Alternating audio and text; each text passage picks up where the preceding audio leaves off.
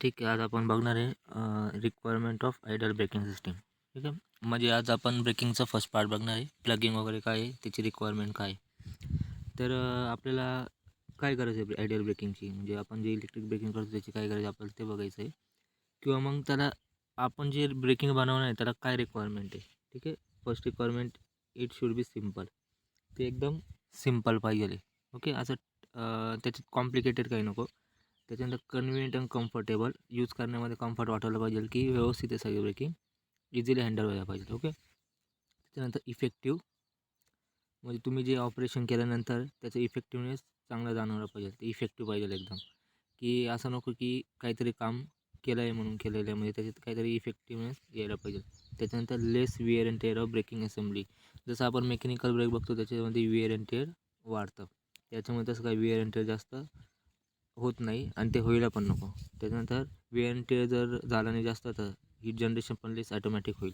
Wear and tear नको व्हायला. जितकं वेअर अँड टेअर वाढलं तितकं हीट पण वाढणार आहे, जितकं वेअर अँड टेअर कमी झालं तेवढं हीट पण कमी होणे. त्याचा रिस्पॉन्स क्विक पाहिजे, म्हणजे तुम्ही ऑपरेट केल्यानंतर तुम्हाला त्यांनी रिस्पॉन्स लगेच द्यायला पाहिजे, की तुम्ही ब्रेक मारला तर त्यांनी ब्रेक अप्लाय करायला पाहिजे, तसं रिस्पॉन्स चांगला पाहिजे. ही आपली रिक्वायरमेंट आहे, की असं आपल्याला ब्रेकिंग पाहिजे. त्याच्यानंतर आपण ॲडव्हान्टेजेस बघणार आहे. ॲडव्हान्टेजेस का आता इलेक्ट्रिक ब्रेकिंगचे, आपल्याला का इलेक्ट्रिक ब्रेकिंग पाहिजे. त्याच्यानंतर ॲडव्हान्टेजेस असे आहे त्याचे, की ते इफेक्टिव्ह एकदम. ठीक आहे. त्याच्यामध्ये म्हणजे ॲप्लाय केल्यानंतर वेअर अँड टेअर वगैरे सगळं कमी होतं, लॉसेस कमी होतं, हीट कमी होतं, ते एकदम इफेक्टिव्ह आहे. त्याच्यानंतर इट इज फास्ट, म्हणजे लवकर रिस्पॉन्स देतं तुम्ही अप्लाय केल्यानंतर.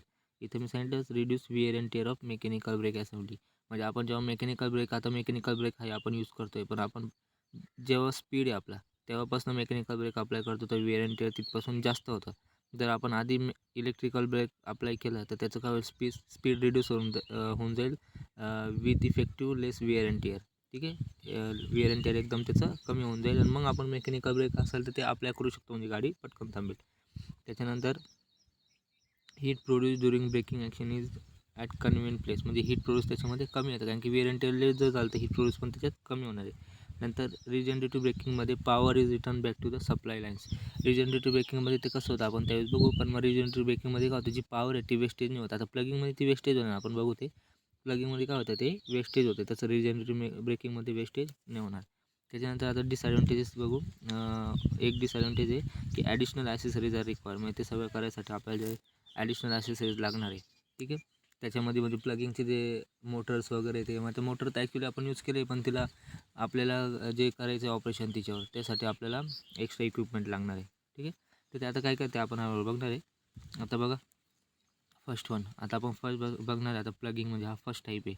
आता प्लगिंगमध्ये काय करतं ॲक्च्युली, की आपण जे कनेक्शन आहे ते रिव्हर्स करतो. आता आपण इथं दिलेले आहे डी सी मोटर दिलेले आहे, डी सी मोटरमध्ये 710 सिरीज आहे.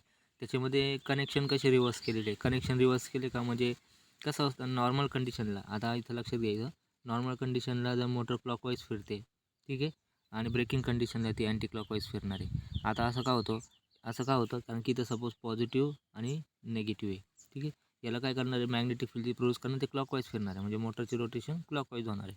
इथं काय करणार आहे आपण, इथं पॉझिटिव्ह होऊन जाईल आणि इथं नेगेटिव्ह होऊन जाईल, कारण की आपण असं समजा की रिव्हर्स केलं आहे कनेक्शन, इथं असं आहे इथं असं आहे. ते कनेक्शन रिव्हर्स केल्यानंतर परत मॅग्नेटिक फील्ड त्याची रिव्हर्स फिरणार आहे. मॅग्नेटिक फील्ड रिव्हर्स फिरल्यानंतर त्याचे जे रोटेशन ते पण रिव्हर्स होणार आहे आणि आपण ब्रेक अप्लाय करणार. याच्यामध्ये काय होतं, लॉसेस होतं. म्हणजे आपण नॉर्मल कंडिशनला क्लॉकवाईज फिरवणार, ब्रेकिंग कंडिशनला अँटी क्लॉकवाईज फिरवणार. याच्यामध्ये काय होईल, लॉसेस होईल, कारण की आपल्याला क्लॉकवाईज फिरवायला पण एनर्जी द्यायची आहे, अँटी क्लॉकवाईज फिरायला पण आपल्याला सप्लाय द्यायचं आहे. म्हणजे तिथं तो काय झाला, ब्रेकिंगसाठी लॉसेस झाले ते बघू. आता आपण बघा इथं शंट फील्ड वाइंडिंग आहे, इथं यूज केलेली. ठीक आहे. इथं आर्मेचर, इथं शंट मोटर यूज केलेली आहे, इथं पॉझिटिव्ह आणि इथं निगेटिव्ह. ठीक आहे.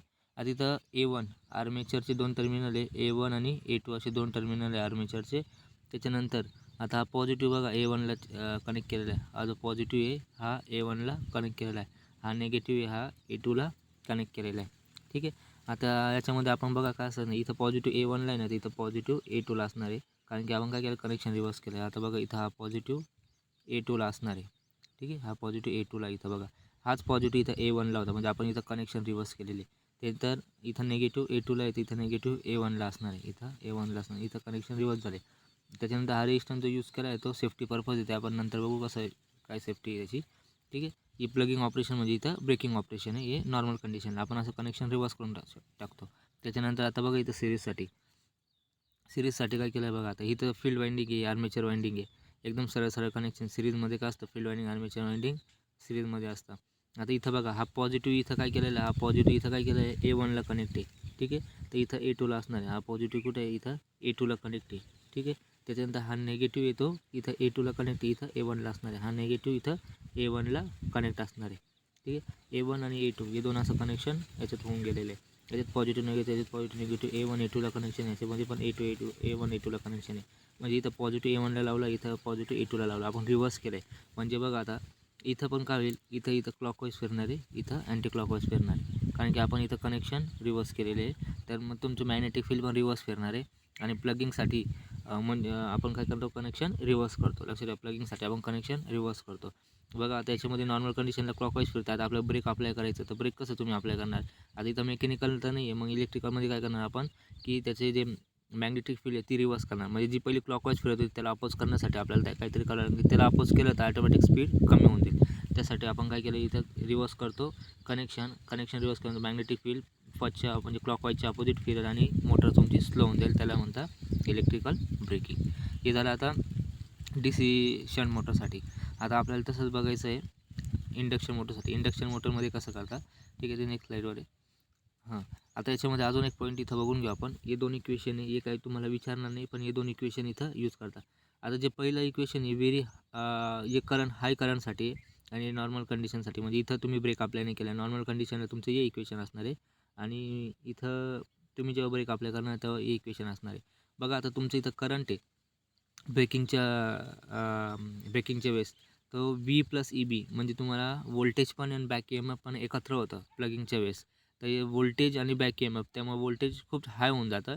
तर वोल्टेज ते हाय झाल्यानंतर तुमचा करंट हाय होतो. करंट जर हाय झाला तर मोटर बर्न होण्याचे चान्स असतात. म्हणून आपण काय केलेलं आहे, हा रेजिस्टन्स इथं यूज केलेला आहे, हा सेफ्टी पर्पज इथं यूज केलेला आहे. ठीक आहे, इथं पण लावलेलं बघा. कारण की प्लगिंगच्या वेळेस काय होतं, जो EMF आहे मोटरचा पण EMF आणि बॅक EMF म्हणजे वोल्टेज पण मोटरचे म्हणजे हा वोल्टेज आणि बॅक EMF V+EB होऊन जातो. इथं या कंडिशनला V+EB होऊन जाईल. तर V+EB होऊन गेल्यानंतर इथं करंट खूप हाय होतो. करंट हाय झाल्यानंतर इथं मोटरचे ब्रेक होण्याचे चान्स जास्त वाढतात. ठीक आहे, मोटर इथं ब्रेक होऊ शकते, बंद होऊ शकते. त्यामुळं आपण काय केलं, हा रेजिस्टन्स लावला. हा रेजिस्टर काय करेल, की तो करंटची व्हॅल्यू जी आहे ती लिमिट करून टाकेल, ते मॅग्नेट्यूड लिमिट करेल आणि मोटर सेफ राहील. त्यामुळे आपण हा रेजिस्टन्स लावलेला आहे. आणि हे तुमचं जे मोटरचं इक्वेशन आहे तिथूनच आलेलं आहे. V=EB+IAR आहे, जे तुम्ही मोटरमध्ये यूज केलेलं आहे ते तिथं इक्वेशन आलेलं आहे. ओके, हे इक्वेशन तिथून प्रूव्ह झालेलं आहे. त्याच्यानंतर आता तुम्ही जर हे बघितलं induction plugging with 3 phase induction motor. आता त्याच्यामध्ये काय केलेलं आहे बघा. आपण फर्स्ट काय केलं आहे त्याच्यामध्ये, की ही मोटर आहे. ठीक आहे, मोटरमध्ये रोटेटिंग मॅग्नेटिक फील्ड आणि तुमचं म्हणजे NS आणि N हे क्लॉकवाईजच फिरतं, दोन्ही पण क्लॉकवाईज फिरतं. RYB कनेक्शन आहे. आता आपल्याला 3 फेज आपण शिकलेलो आहे. 3 फेज मोटरमध्ये आपल्याला जर स्पीड आपल्याला जर समजा अँटी क्लॉकवाईज करायचं असेल किंवा स्पीड रिव्हर्स करायचं असेल, आपण काय करतो, टर्मिनल इंटरचेंज करतो. काय करतो आपण, टर्मिनल इंटरचेंज करून घेतो. तर मग टर्मिनल इंटरचेंज करतो म्हणजे कसं होतं, त्याच्यामध्ये बघा आता इथं क्लॉकवाईज जे रोटेटिंग मॅग्नेटिक फील्ड आहे ना, ही क्लॉकवाईज फिरते ना, तर आपण जेव्हा टर्मिनल त्याचे रिव्हर्स करणार आहे त्यामुळं काय होणार आहे, की हा तुमचा NS आहे तो पण रिव्हर्स फिरायला लागणार आहे आणि मोटर स्टॉप होणार आहे. म्हणजे पहिलं क्लॉकवाईज फिराल, नंतर अँटी क्लॉकवाईज फिराल. तिथे बघू आपण कसं केलेलं इथं. बघा इथं टर्मिनल काय केलं आहे, इथं रिव्हर्स केलेलं आहे. इथं इंटरचेंज टर्मिनल करून घेतलं. R कुठे केलं, इथं Yला कनेक्ट केलं आहे आणि इथं Y Rला कनेक्ट केलं आहे. पहिलं कसं होतं बघा, इथं RYB Rला कनेक्ट आहे, YYला VBला आहे. तिन्ही फेज तीन टर्मिनलला कनेक्ट होते. इथं काय केलेलं आहे, इथं बघा काय केलेलं आहे, R जो आहे तो Yला कनेक्ट केला आहे, इथला Y हा Rला कनेक्ट केला म्हणजे इंटरचेंज केला. तुम्ही YBमध्ये पण करू शकता किंवा RBमध्ये पण करू शकता. आपण इथं RYमध्ये केलेलं आहे. तर बघा आता इथं जो रोटेटिंग मॅग्नेटिक फील्ड आहे ती अँटी क्लॉकवाईज झाली, रिव्हर्स झाली. म्हणजे आता ते काय कराल, पहिल्याच्या क्लॉकवाईजचं जे स्पीड होतं त्याला काय कराल, तो रिव्हर्स करण्याचा प्रयत्न कराल. म्हणजे तुमची इथं ब्रेकिंग अप्लाय होईल. त्याला म्हणतं प्लगिंग. मग हे आपण म्हणजे आपल्याला मोटर फिरवायला पण एनर्जी लागते, ब्रेकिंगसाठी पण एनर्जी लागते. म्हणजे ब्रेकिंगसाठी एनर्जी लागते ती आपली लॉसमध्ये जाते. ते आपण पुढं जसं जसं जाऊ तसं आपण काय करायचं, ती एनर्जी कशी सेव्ह करायची ते बघणार आहे. त्याच्यानंतर बघा आता इथं जे आहे आता इंडक्शन मोटरसाठी, आता हा जो फॉर्म्युला NS - N याच्यामध्ये काय असते, स्लिप असते. ठीक आहे, स्लिप असते. आता याच्यामध्ये काय केलेलं आहे, हे नॉर्मल कंडिशनला हा फॉर्म्युला आहे, पण प्लगिंगच्या वेळेस काय होतं, -NS होतं. -NS कसं आला, कारण की तुमचं NS आहे म्हणजे रोटेटिंग मॅग्नेटिक फील्ड आहे, ती निगेटिव्ह होऊन जाते. ती काय होऊन जाते, निगेटिव्ह होऊन जाते, कारण ती अँटी क्लॉकवाईज रिव्हर्स फिरते. आपले पहिले नॉर्मल म्हणजे क्लॉकवाईज फिरले म्हणून NS होतं, पण ती नंतर रिव्हर्स फिरली म्हणून -NS झाला. आणि N काय आहे, जेव्हा नो लोड असेल, हा N is approximately equal to the NS, म्हणून आपण इथं काय केलं, हा Nच्या जागी इथं NS पुट केला. म्हणजे -NS is equals to -2NS, हे त्याचं इक्वेशन झालं. ठीक आहे, हे तसं तुम्हाला शक्यतो विचारता का नाही, पण मग लक्षात राहू द्या, हे असं प्रूव्ह झालेलं आहे की आपण NS आणि जो NS - N हे काय होतं, स्लिप होऊन जातं. तर मग NS काय केलेलं आहे, आपण निगेटिव्ह घेतला, कारण की तो रिव्हर्स डायरेक्शनला फिरला प्लगिंग मध्ये किंवा ब्रेकिंगमध्ये. आणि N काय असतो नो लोडला इक्वल टू NS, म्हणून तो आपण NS -NS झाला आणि तो -2NS. ओके, आपण आता इथं नेक्स्ट ब्रेकिंग घेऊ वाटलं इथं इतकंच घेणार आहे आपण. ठीक आहे, तर नेक्स्ट ब्रेकिंगमध्ये आपण डायनॅमिक ब्रेकिंग वगैरे घेऊ. तर प्लगिंगमध्ये एवढंच आहे. तर तुम्हाला काही डाऊट असेल तर तुम्ही विचारू शकता. Okay, thank you.